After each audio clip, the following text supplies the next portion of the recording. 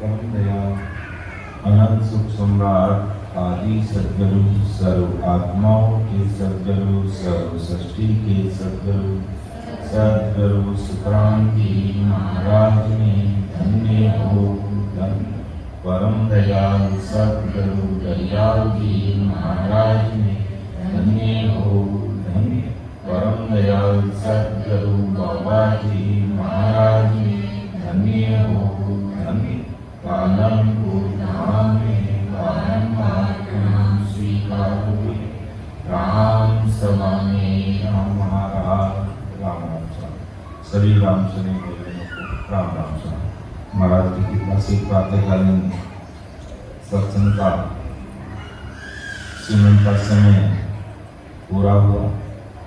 अब महाराज को अरदास करते हुए जिसपद राग भैरव प्रभाती का नाव का विज्ञानी इसको लेंगे और इसके बाद में इसको थोड़ा समझने का प्रयास करेंगे। नाव कला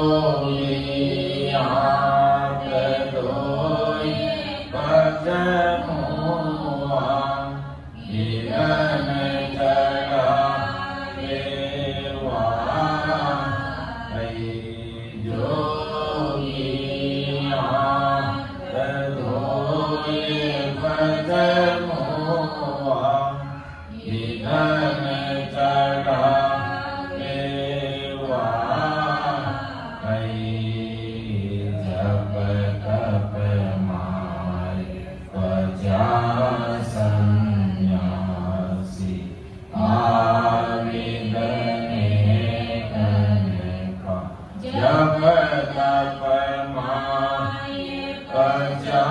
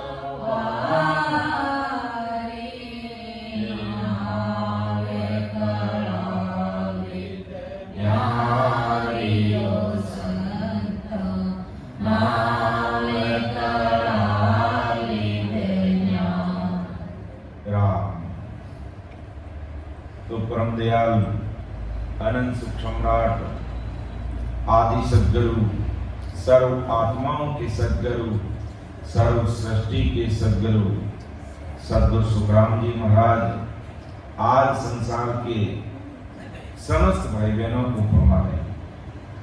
कोई स्थान विशेष, राज्य विशेष, देश विशेष, मादी विशेष नहीं बता रहे और वर्ल्ड के भाई बहनों को समझा रहे हैं कि हे मेरे प्यारे संसार के भाई और बहनों, अगर आपको सत्सु परमात्मा के देश की प्राप्ति करनी है,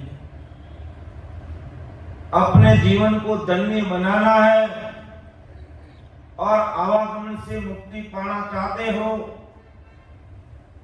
गर्भवास में वापस नहीं आना चाहते, भवसागर के दुख नहीं झेलने हैं और सदा सदा के लिए जो वो सुखों का सागर है, दुख वहां मांगने पर नहीं मिलते, ऐसा वो सत्सु परमात्मा का देश है और उस देश की प्राप्ति किए बिना हमें संसार में कहीं भी सुख मिलने वाले नहीं। संसार में सुख है लेकिन माया के सुख है, क्षणिक सुख है, तुच्छ सुख है, कुछ दिनों के सुख है, आखिर ये मिटने वाले हैं, फूटने वाले हैं, रहने वाले नहीं है।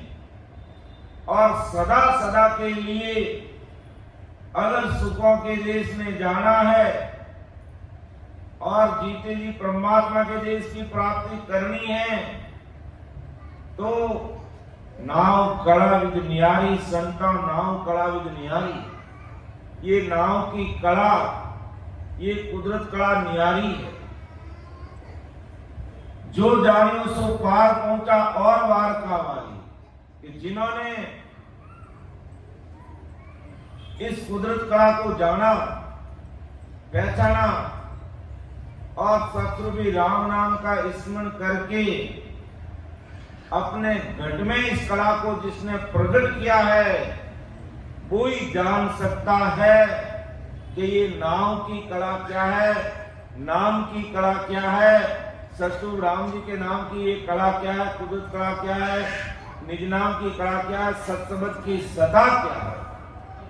बाकी केवल कोरा ज्ञान सुनने से या सत्संग में बैठने मात्र से ये नाव की कला प्रकट नहीं होती।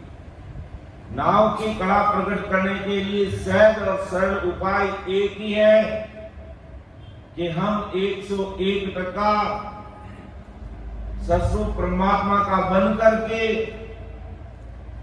24 घंटे में जब भी हमें समय मिले उसमें 2 घंटे 3 घंटे का समय निकालकर आती जाती सांस के अंदर सूरज को शब्द के साथ लगाकर मन को सांसा के साथ जोड़कर प्रेम प्रतीक तलब पीड़ के साथ में कोई भी भाई बहन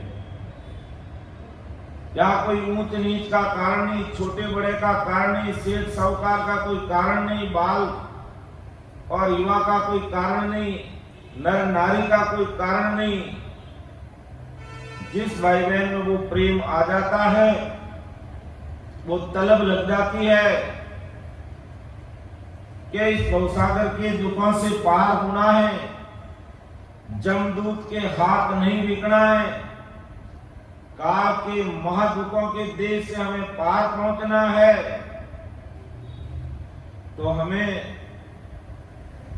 कुछ समय अपने खुद के लिए निकालना होगा। दूसरा कोई उपाय नहीं है, दूसरा कोई उपाय नहीं है। अपना मार्ग अपन को तय करना पड़ेगा। आज ये गुरु ज्ञान गुरुवाणी महापुरुषों का आणविक ज्ञान हमारे सामने बीच में विराजमान है। जैसे गुरु ज्ञान और गुरुवाणी हमें बता रही है, कह रही है, समझा रही है कि भाई दुनियादारी के दुखों से, इस मायावी संसार से ऊपर उठ करके हमेशा हमेशा जहां सुखों का देश है, दुख मांगने पर नहीं मिलते हैं। अगर ऐसे देश में चलना है तो मेरे इस नाव कला को जानना पड़ेगा, इस उदयता को इस घट में प्रकट करना पड़ेगा और उसके लिए हमें राम स्मरण करना पड़ेगा कि जो जानियो सो पार पहुंचा और बार का वाली। जिन्होंने इस नाव कला को जाना, पहचाना और अपने घट में जिन्होंने प्रकट किया है, वो पार पहुंचा। अर्थात जो इस भवसागर से पार हुआ है और परमात्मा के देश की प्राप्ति की है, बाकी और वार का वारी, बाकी सभी इस संसार में ही रह गए, इस भवसागर से पार नहीं हुए। आगे महाराज कहते हैं कि माला फेर साध पच मुआ, पिंडा कर कर सेवा, अर्थ करे कर ज्ञानी का नेकन पायो बेवा। कि माला फेर साध पच मुआ, पिंडा कर कर सेवा, अर्थ करे कर ज्ञानी का नेकन पायो। अब माला फेर साध पच मुआ। अब देखो बहुत बड़ी समझ की बात आज आदि सतगुरु सुखराम जी महाराज अपन सब भाई बहनों के बीच में रख रहे हैं, बता रहे हैं, फुरमा रहे हैं कि हम संसार के जो मिलियों की माला है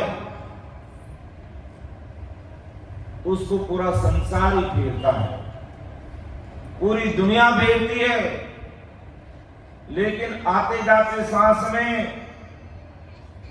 राम नाम की माला फेरने वाले कोई बिरला जन है। बहुत ही कम भाई बहन है। तो महाराज कहते हैं केवल मिलियों की माला को फेरना, ये माला फेर साध पच मुआ। आम नागरिक की तो बात ही क्या, बड़े बड़े साधु सन्यासी वो भी माला फेर के पच पच के मर गए, पिंडा कर कर सेवा के माला फेर साध पच मुआ, मर गए, पिंडा कर कर सेवा, पंडित सेवा करके पच गया, अर्थ करके ज्ञानी तक गए, नेक न पायो विवाह। अर्थात केवल मिलियों की माला फेरना और केवल आकार की पूजा पाठ सेवा करना और केवल कथा वाचन करना, इससे हमें परमात्मा के देश में जाने का भेद नहीं मिलेगा। तो आदि सतगुरु सुखराम जी महाराज कह रहे भाई कि संसार के भाई बहन अन्य आम उपासना और मायावी भक्ति करते हुए 108 मुनियों की माला फेरते हैं, और जिस भाई बहन को प्रति प्रेम आ जाता है, उसका भाव परमात्मा से मिलने का बन जाता है, तो मेरे ये सत्संग की सदा जब उसके घट में प्रकट हो जाती, तो वह तो 108 मुनियों की माला फेरते हैं संसारी भाई बहन, जो अन्य भक्ति करने वाले और ससुरभी राम नाम की भक्ति करने वाला भाई बहन है कोई, और अगर उसको प्रति प्रेम आ जाता, परमात्मा से मिलने के लिए वीर व्याकुल हो जाता, तो उसकी 3.5 करोड़ रुमाली 3.5 करोड़ रुमाली उसकी राम राम करने लग जाती है। तो एक तरफ तो 108 मुनियों की माला फेरते हैं, उससे भी नाव कला प्रकट होती नहीं।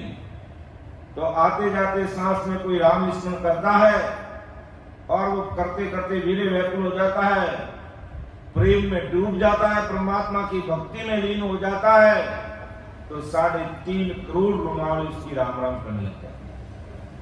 तो कहा 108 मुनियों की माला और का 3.5 करोड़ मुनियों की माला, तो ये पूरा शरीर रग रग रोम रोम नस नस नाड़ी नाड़ी के अंदर राम राम होने लग जाता। और आज की तारीख में हजारों भाई बहन इस प्रकार राम स्मरण करते हुए, राम नाम को रटते हुए अपनी आत्मा का कल्याण करें। बाकी माला फिर साध पच मुआ, बाकी अगर आप केवल मुनियों की माला फेरोगे और मुख से अगर राम स्मरण नहीं करोगे, तो चाहे भले वो त्यागी है, बैरागी है, साधु है, पच पच के मर गए, कि माला फिर साध पच मुआ, पिंडा कर कर सेवा।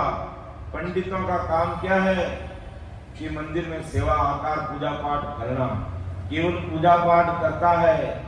हमारी भारतीय परंपरा संस्कृति है कि हम मंदिर में जाते हैं, पूजा पाठ करते हैं, नमस्कार करते हैं, प्रणाम करते हैं, करना चाहिए, हमारी भारतीय परंपरा संस्कृति है।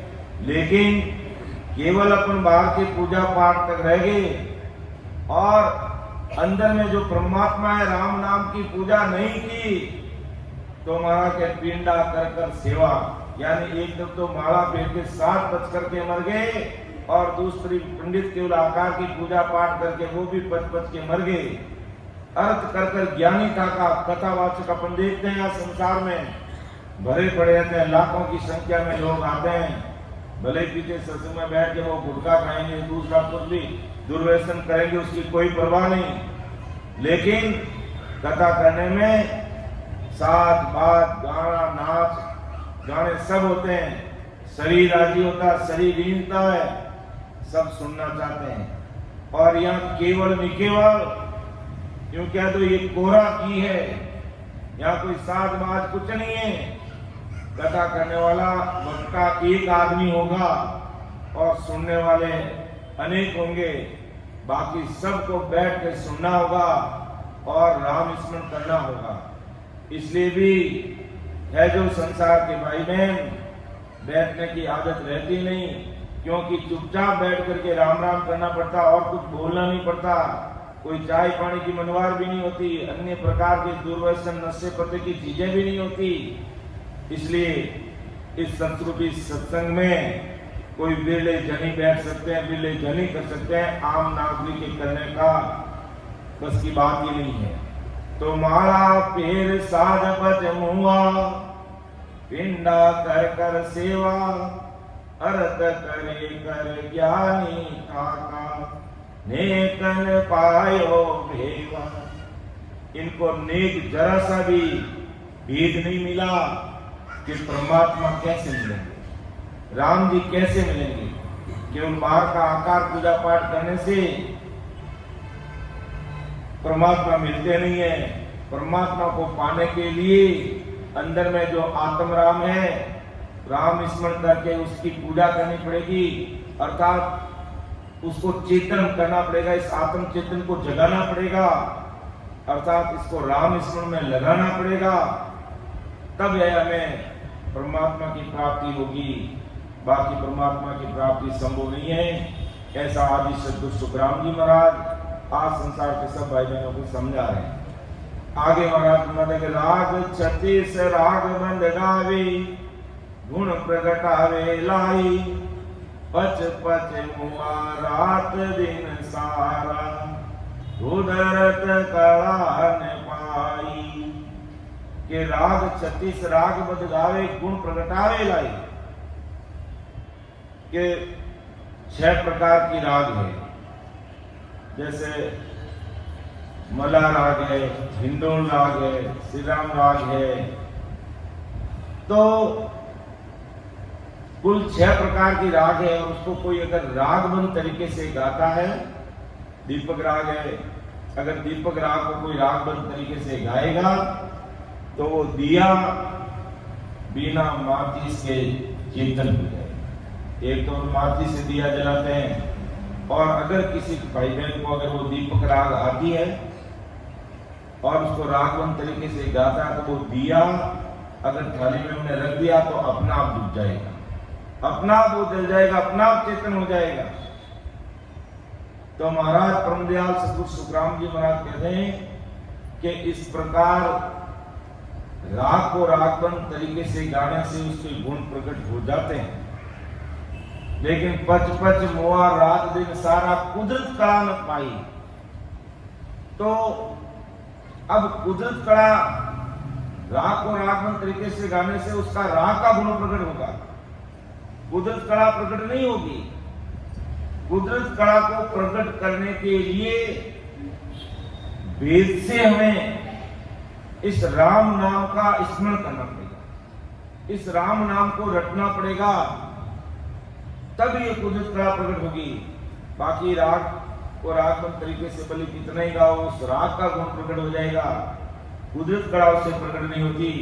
कुदरत कला को प्रकट करने के लिए कुदरत कला का जो भेद है, जो विधि है, जो तरीका है, उस तरीके से अगर अपन राम राम करेंगे तो वो कुदरत कला जिसे कहते हैं, नहनचर जिसे कहते हैं, सत शब्द की सदा जिसे कहते हैं, वो उसके घट में प्रकट होगी। बाकी राग तो रागबंद तरीके से भले कितने गाओ, उसका गुण तुम प्रकट कर सकते हो, लेकिन कुदरत कला प्रकट नहीं हो। कुदरत कला प्रकट करने के लिए हमें मायावी संसार से और मायावी भक्तियों से अपने दिल और दिमाग को बाहर निकालकर केवल केवल राम नाम का स्मरण करना पड़ेगा, और वो भी सही तरीके से बैठकर आते जाती सांस में, मध्यम वाणी से, कंठ और कागले से हमें राम राम करना पड़ेगा। और इस तरीके से अगर कोई भाई बहन आज भी अपना निजमन सद्गुरु जी महाराज को समर्पित कर देता है, सस्वरूप परमात्मा को समर्पित करके बैठ जाता है, और वो प्रेम उसको लग जाती है, तो वो कुदरत कला कह दो, सत शब्द की सता कह दो, उसके घट में प्रकट होगी। भगवंता ने धन्य हो धन्य।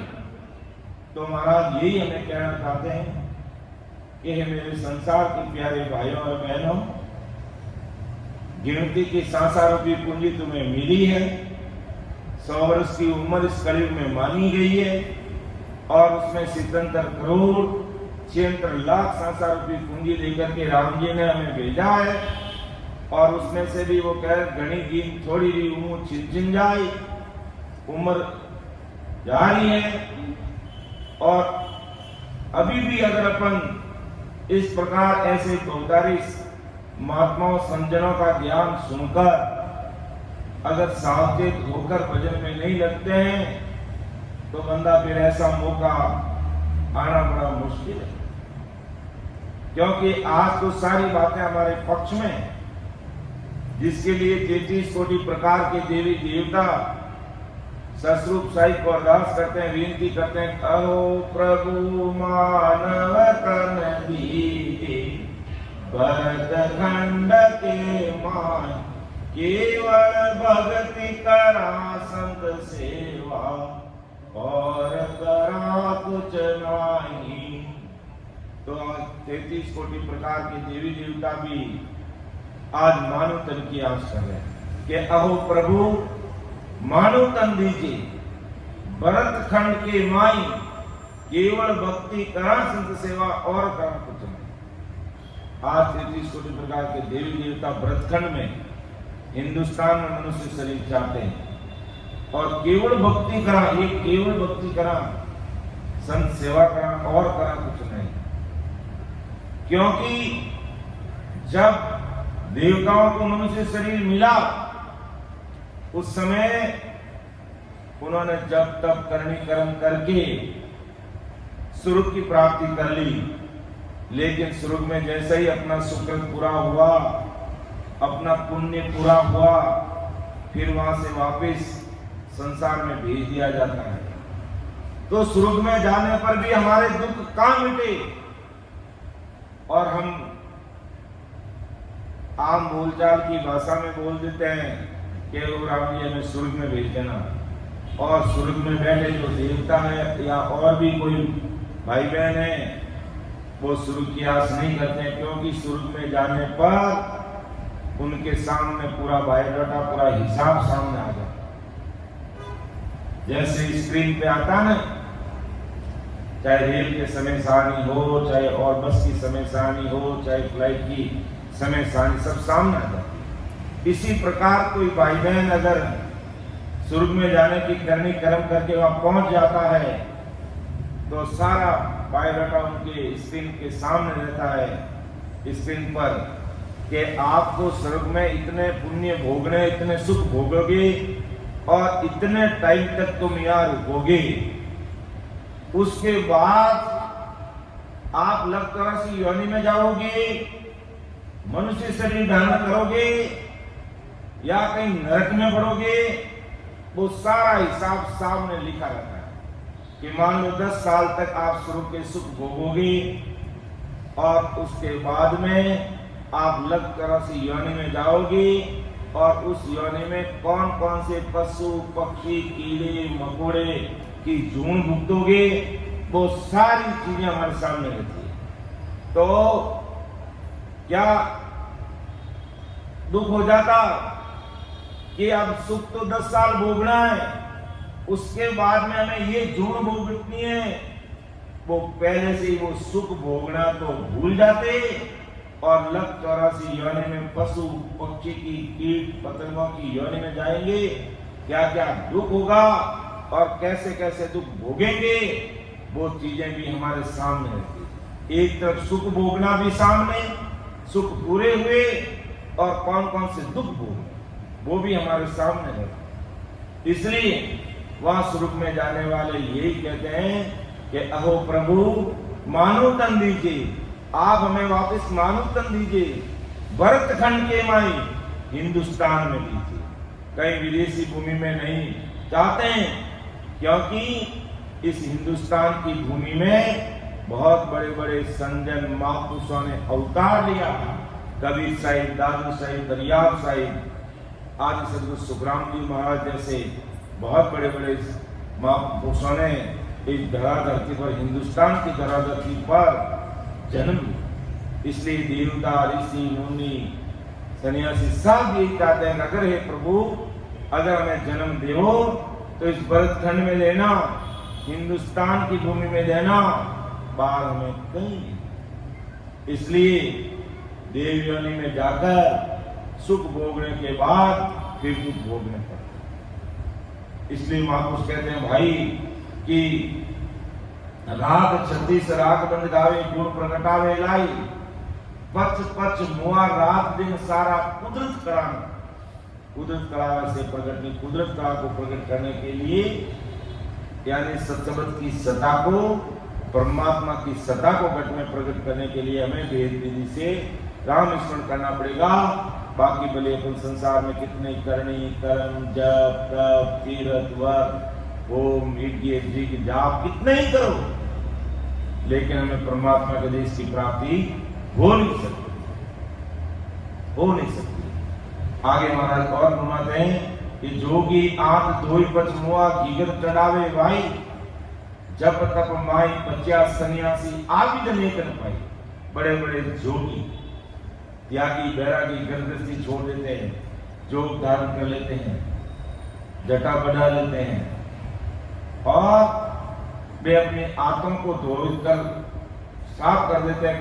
जोगी आंत धोई पच मुआ, शरीर के अंदर की सफाई करते हैं। जैसे आंतों की सफाई करना, जैसे शरीर के मुंह में कपड़ा डालना, नीचे से निकालना, नाक में निकालना, इस प्रकार वो शरीर की सफाई करते हैं। तो आदि सदगुरु सुखराम जी महाराज कहते भाई ये सफाई करने से काम नहीं चलेगा, सफाई करनी पड़ेगी अपने कर्मों की। जो संचित कर्म है, जो प्रारब्ध कर्म है, क्रियमान जो कर्म है, इन तीनों कर्मों की सफाई करनी पड़ेगी। इन तीनों कर्मों को हमें काटना पड़ेगा, तब हमारी वास्तविक सफाई होगी। केवल ये मौलिक क्रिया करना, आंतों को धोना, जोग धारण कर लेना, गर्भस्थी त्याग देना, वेद धारण कर लेना, बाबा जी बन जाना, इतना करने मात्र से कर्मों की सफाई होने वाली नहीं। इसलिए महाराज को लिखना पड़ा कि जोगी आंत धोई पच मुआ, ये भी जोगी भी पच पच कर मर गए। घीगन चढ़ावे वाई, यानी कुंडली जागृत करते हुए पूर्व के मार्ग से सांसा को भ्रुकुटी में खींच लेते हैं और कई दिनों तक यहाँ बैठ जाते हैं और लाखों वर्ष तक हो जाते हैं, लेकिन फिर भी मोक्ष उसका नहीं होता, क्योंकि यह भी काल की पहुंच है। जब तक माए बच्चा सन्यासी जब तब तपस्या करते हुए, कैसे तपस्या करते हैं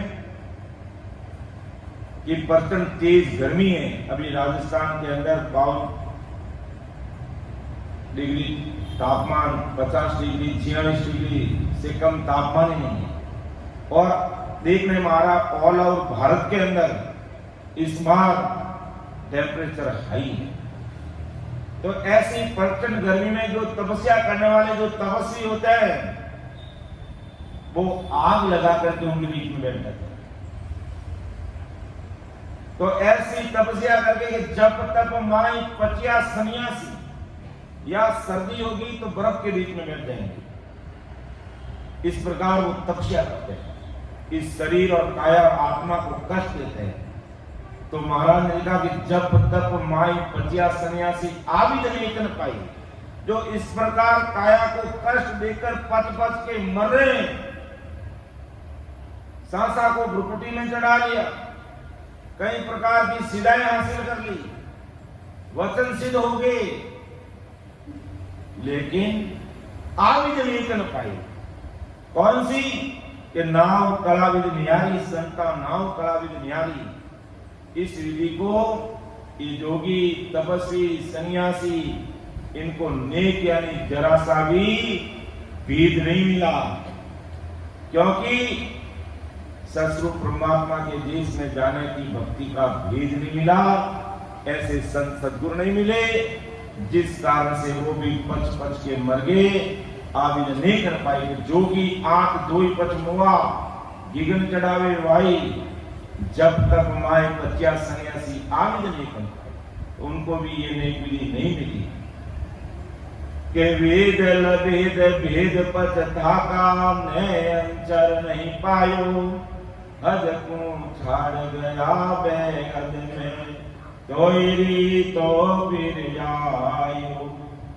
के वेद लभेद भेद पच धागा नहीं कर नहीं पायो, हद को छाड़ गया बेहद में तो ही तो फिर आयो। अब देखो, हद वेद यानी ब्रह्मा जी के द्वारा बनाई हुई 4 वेदों की ज्ञान। तो 4 वेदों का ज्ञान करेगा कोई, समझेगा तो उनका सार क्या निकलेगा कि 4 वेद डंडोर के अंत करोगे राम। तो केवल 4 वेदों का ज्ञान कर लिया, मंत्र जाप कर लिया, रिजल्ट क्या मिलेगा? संसारिक सुख मिल जाएंगे, शारीरिक सुख मिल जाएंगे, हद वह तक पहुंच जाएंगे, यानी हद यानी त्रिकुटी त्रिगुण माया तक पहुंच जाएंगे, वह यानी पार गुण के लोक तक चले जाओगे। उससे आगे वेद लवेद भेद की भक्ति करने वाले जा नहीं सकते, क्योंकि कुदरत कला को प्रकट करने का भेद नहीं मिला। तो वेद लवेद और भेद पथ था, यानी वेदों की भक्ति करने वाले पथ पथ कर थाक गए। लवेद बैटरी वाणी से सांसा सिरण करते हुए महाशेष है जो 2000 जीव से राम राम रट रहे, तो भी वो परम मोक्ष में नहीं गए, क्योंकि राम राम रटने की कल कीमत उनको नहीं मिली। वेद अष्टांग योगी साधना करने वाले योगी सन्यासी, उनको भी ये भेद नहीं मिला, तो नयनचर नहीं पाए। ये नयनचर कुदरत कला उनको नहीं मिली, क्योंकि कि ये भेद नाव कला की न्यारी सन, ये नाव कला का भेद न्यारा है, ये रीति नीति न्यारी है। और जब तक कोई नहीं समझता, तो अपन तो किस बात की मूड़ी है भाई। बड़े बड़े जोगी, ये तपस्वी सन्यासी, ये सब पच पच के मर गए, लेकिन परम मोक्ष की प्राप्ति नहीं कर पाए। तो कहेंगे भी इनको फिर परम मोक्ष की प्राप्ति कैसे मिलेगी? इन सब को वापिस इस संसार में आकर अपना जैसा मनुष्य शरीर धारण करना पड़ेगा और परमात्मा के देश में जाने की आनंद की जो भक्ति है, सस्वरूप सहित परमात्मा की जो भक्ति है, उसको फॉलो करना पड़ेगा, उसको अपनाना पड़ेगा और उसके अनुसार वेद विधि से हमें सिमरण करना पड़ेगा। और दूसरा कोई उपाय है ही नहीं। और दूसरे उपाय में अगर आप लगे हुए हो तो संसार में गाने वाले बैल की तरह घूमना होगा और आगे बढ़ नहीं पाएंगे। और इतना जो हीरा रूपी मनुष्य शरीर मिला है, इसको अपन हाथ से खो देंगे और कम से कम 43 लाख और 20,000 वर्ष तक वापस मिलने वाला नहीं है। एक बार मानो तन मिल गया और अपन मायावी भक्तियों में रह गए, मायावी संसार में डूबे रहे और अपने आत्म कल्याण की बात का चिंतन मनन हमने नहीं किया, तो अब कम से कम 43 लाख और 20,000 वर्ष तक हमें ये मनुष्य तन वापस नहीं मिलेगा। तो कोई कहेगा भी मनुष्य तन नहीं मिलेगा तो हमें क्या मिलेगा? 84 लाख योनि के जो जीव जंतु, कीड़े मकोड़े, पशु पक्षी, गाय बैल, घोड़ा गधा, मच्छर खच्चर, ये सारी जोड़ हमको मिले। और वो जोड़ मिलने के बाद फिर मानव तन पाया और फिर परमात्मा की भक्ति राम स्मरण नहीं किया और संसार के आन उपासनाओं में रह गए, अन्य मायावी भक्तियों में लगे रहे, तो फिर वो बूढ़ा वापस पड़ जाए। इसलिए वो आपको संजन घुमाते हैं कि वेद लवेद भेद पद ताका नयनचर नहीं पायो, हद को छाड़ गया बेहद में, तो फिर आयो आ तो कोई न पावे कब नाम प्राक्रम बाई, ओम सोम जाप अजपो ये सब पवना माई, के आ तो कोई पावे कब, कि ये चीज किसी को मिलती नहीं, क्योंकि संसार से मायावी भक्तियों में, आन उपासनाओं में, आकार की पूजा पाठ में लगा हुआ या ओम सोम की साधना में लगा हुआ है और सांसा सिमरण सांसा साधना के अंदर लगा हुआ है। इसलिए ये संसार को नाव का पराक्रम क्या है, सत्संग की सता का पराक्रम क्या है, इनको पता नहीं। इसलिए महाराज जी का कि आ तो कोई पावे कबूल, नाव पराक्रम है, नाव का पराक्रम है और कलयुग केवल नाम आधारा सिमर सिमर के उतरो का। आज संसार का भी कोई काम है, अगर आज हमारे संसार का भी कोई काम करना है तो बड़ा आदमी है अपन उसका नाम लेते हैं तो अपना काम होता है कि भाई हम है जो एमएलए साहब के मिलने वाले हैं, कि मंत्री जी के मिलने वाले हैं, कि कलेक्टर साहब के मिलने वाले हैं, कि भला आदमी के मिलने वाले हैं, तो वो अगला आदमी देखता है कि इतने बड़े आदमी से मिलने वाला उसका नाम लिया है, तो हमें इनका काम करना पड़ेगा। और करते हैं, और नहीं करते हैं तो किसी प्रकार वो बड़ा आदमी अगर उसके पास पावर होता है तो उसको दंडित कर देता है। इसलिए वो डर के मारे बड़े आदमी का नाम लेने से काम करता है। तो इसी प्रकार ससुर परमात्मा साहिब है कि साहिब सबका बाप है, बेटा किसी का नहीं, बेटा होके उधर वो साहिब है। तो उस साहिब का कोई नाम स्मरण राम नाम लेता है तो ये काल कांपता है, 10 कदम दूर से दंडोत प्रणाम करता है कि जिन मुख में हरि नाम कर्म को जोरने लागी, भूत प्रेत चल शीघ्र जम धूरा से भागी, विखे व्याध सब जाई रोग व्यापे नहीं कोई, 84 को काट जीत जननी नमल होई, देव करे प्रणाम विष्णु ब्रह्मा शिव जापे, जन सुखिया निज नाम ब्रह्म के माय मिलावे। इतना बड़ा नाम का काम। संसार में तो अपन किसी आदमी का नाम लेते हैं तो संसार का काम होता है, और ये राम नाम रूपी इतना बड़ा इस नाम का पराक्रम है कि जिन मुख में हरि नाम कर्म को जोड़ लिया, अपने कर्मों का जोड़ने, कर्म भी अपने शीतल पड़ जाते हैं कि जिन मुख में हरि नाम कर्म को जोड़ने लागे, भूत प्रेत छल छिद्र जम दुरा से पाए, और विखे व्याध सब जाए रोग व्यापे नहीं कोई, 84 को काट जीत जन निर्मल, देव करे प्रणाम विष्णु ब्रह्मा सुचावे। अर्थात ऐसे नाम ले वाले संतों को देवता ब्रह्मा विष्णु महेश नमस्कार करते हैं, प्रणाम। जन सुखिया निज नाम ब्रह्म के माई मिलावे। ऐसा इस नाम का, इस ससुर राम जी के नाम का, इस ससुर राम जी के नाम की भक्ति का ऐसा पराक्रम है। आगे महाराज फरमाते हैं कि कैसो कह राम मेर सतगुरु की, प्रेम उमंग घट आवे, इन विद नाम ने चर जागी, उलट आदगर जावे। कैसो राम मेर सतगुरु, सतगुरु जी महाराज की मेहर कैसे होगी अपने ऊपर, सतगुरु जी महाराज की मेहर कैसे होगी।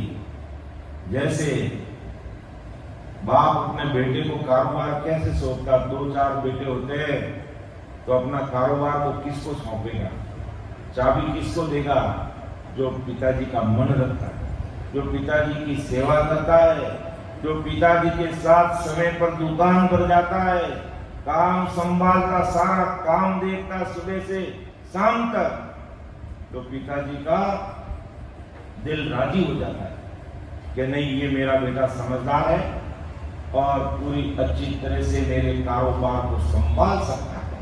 उनको विश्वास हो जाता क्योंकि वो 24 घंटे उनके सामने काम करता है और पिताजी का दिल जीत करके उनको राजी रखते हुए उनका कहना मानते वो काम करता है।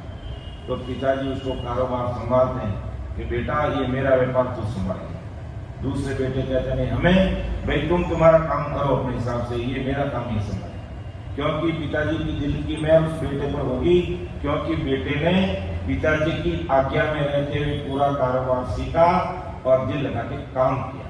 तो इसी प्रकार आदि सतगुरु सुखराम जी महाराज फरमाते हैं कि आज संसार में कोई अगर मेरा होता है तो मैं उस पर राजी हो जाता हूँ। तो मैं इन बात सुन ली जो नरनार, मेरा कोई मौको मिले तो पावे दीदार, तो पावे दीदार निज मन सौंपो लाई, तब प्रगटे तन्माय अखंड नख तक बिचाई, सुखराम के इन रीत बिन हंसन उतरे पार। मेरी जो इन बात सुन ली जो नरनार कि मैं कैसे राजी हूँगा, मेरी मैं कैसे कि आप अपना निजमन यानी अंतःकरण से मेरे इस ज्ञान को सुनो समझो और धीरे से भजन करोगे तो मेरे दिल की मेहर तुम्हारे ऊपर हो जाएगी, मेरा निजमन राजी हो जाएगा। तो कैसे सुखराम मेहर सदगुणा की प्रेम उमंग घटावे। जब सदगुरु जी महाराज की मेहर हो जाएगी तो हमारे घर में सत्संग सीमन सेवा के प्रति प्रेम आने लगेगा। अर्थात राम राम करते करते आंखों में आंसू की धारा छूटने लग जाएगी तो इन नाव नहर चल जाएगी। ये कुदरत कला इस घट में प्रकट हो जाएगी और वास्तव में ये कुदरत कला इस घट में प्रकट होती है, लेकिन उसके लिए अपन को समय निकाल करके परमात्मा का बन करके मायावी संसार से और मायावी भक्तियों से ऊपर उठकर भजन में लगते हैं तो आज भी हजारों भाई बहन इस प्रकार राम स्मरण करते हुए अपने आत्मा का कल्याण करें, अर्थात वो परम मोक्ष की प्राप्ति करें। सतरूप साहिब के देश में जा रहे हैं, राम जी के देश में जा रहे हैं। तो कैसु कै राम मेहर सतगुरा की प्रेम उमंग गटरावे इन विजय नावन चर जागे उलट आद कर जावे। और वो उलट के आद यानी आज का मतलब यहाँ होड़ काल की बात नहीं कर रहे महाराज, उस सतगुरु राम जी के देश की बात कर रहे हैं कि कोई भी भाई बहन अगर इस भक्ति में मेरे इस राम स्मरण करते करते अगर प्रेम आ जाता इस नाम से तो वो ब्रह्म बैराग से सतगुरु परमात्मा के देश से वो नैन से निजनाम कुदरत का आकर के उसके गठ में प्रकट हो जाती है और वो इस शरीर के अंदर जो पूर्व के 6 कौन है उनका अनुभव करते हुए पीछम के मार्ग से होते हुए धर्मराज को जीतते हुए ईड़ा पींगा सुकमा के द्वारा त्रिकुटी मारते हुए और त्रिकुटी का आगे 3 ब्रह्म के 13 लोगों को पार करता हुआ वो जीव परमात्मा के देश की प्राप्ति करता है। तो इसलिए महाराज कहते हैं कि भाई ये मेरे नाव की कला न्यारी है, मायावी भक्तियां न्यारी है, ये मायावी संसार अलग है और इन मायावी भक्तियों से मेरा जो ये निज नाम प्रकट करने की जो कला है वो न्यारी है। और जो मायावी भक्तियों में कहे साधु सन्यासी पच करके मर गए, लेकिन जब तक नाव कला का भेद नहीं मिलता तब तक काम होता नहीं है। इसलिए अपन सत्संग शुरू करने से पहले आज तो अपना पहला दिन था, इसलिए अपन राम स्मरण भी कम कर पाए और अब सत्संग का 11:15 बजे की समय भी हो रहा है तो मैं मेरी वाणी को विराम दूंगा। लेकिन कल से ठीक समय का अपन सभी भाई बहन ध्यान रखेंगे। प्रातः सवेरे 4 बजे से 6 बजे तक जो भाई बहन यहाँ रहते हैं पास में रहते हैं, यहाँ भी रहने की सोने की सारी सुविधा है, तो 4 बजे से 6 बजे तक 2 घंटे सिमरन करने का हमें मौका मिलेगा। अगर आप सवेरे लाभ ले सकते हो तो जरूर अपना समय निकालिए, क्योंकि किसी को पता नहीं है कि अपनी सांसार की पूंजी कब खत्म हो जाए। इसलिए जो समय सत्संग सिमरन सेवा में बीत जाए वही समय हमारे लेके लिखने वाला है। बाकी मंडरे सिमर सिमर हलसाई राम भजन बिन सांसा जावे सो सब रेत मिले कि राम जी की भक्ति के अलावा अगर सांसा रूपी पूंजी हमारी कहीं और खर्च हो रही तो वो रेत मिला। तो 4 से 6 बजे तक अपना 2 घंटे का सिमरन का समय रहेगा प्रातः, फिर उसके बाद में 7 बजे तक नाश्ता तैयार रहेगा। 7 से 7:45 बजे तक सभी नाश्ता करेंगे और ठीक 7:45 बजे विनती रूपी हदीस बोलेंगे और 8 बजे से 9 बजे तक फिर 1 घंटा अपन राम राम करेंगे।